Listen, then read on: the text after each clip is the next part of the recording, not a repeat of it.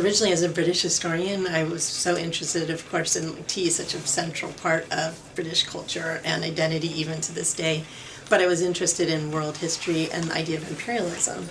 Strikingly, discovered there wasn't really any good books on tea. First of all, on British identity, but then when I started studying it, I thought the tea comes from the empire, and actually tea drinkers are all around the empire. So it's not just British, but places where Britain controlled have very intense tea cultures. So parts of Africa, parts of course, India, other parts of Southeast Asia. They were one of the first industries that started to really imagine people as consumers, like to really take it consciously. Like, of course, other industries try to sell to people, but they really started thinking, because it became very easy to produce tea. By the late 19th century, you could make tea relatively cheaply, and they had huge surpluses of the stuff. So the problem was, like, how are we going to get the rest of the world to drink tea? One of the things I argue is that tea is really important. You can also see the growth of the advertising industry, marketing, all the kinds of product tie-ins and things that we have. Or these same people would think about, how do we make children consumers? Ultimately, in a way, it's a book about tea, but it's actually a book about the growth of media and advertising and that kind of thing.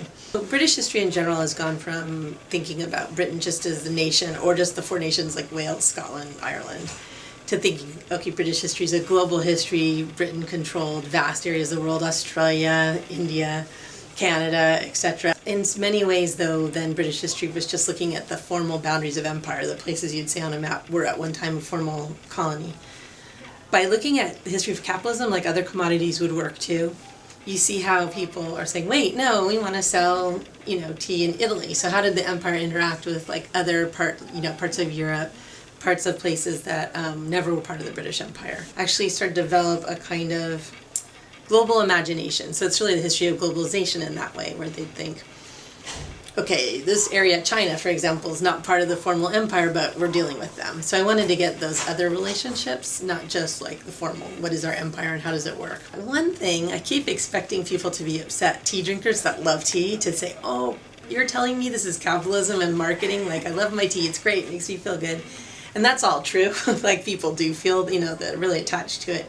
But I do want them to see something quite simple. There still is all this history behind it, and that to recognize that things we think are natural aren't natural. And students would come to me and tell me, oh, they actually tried to grow it here, or they give me things from their family history, or it's amazing. So it's always, any book is a collective process, but this book especially.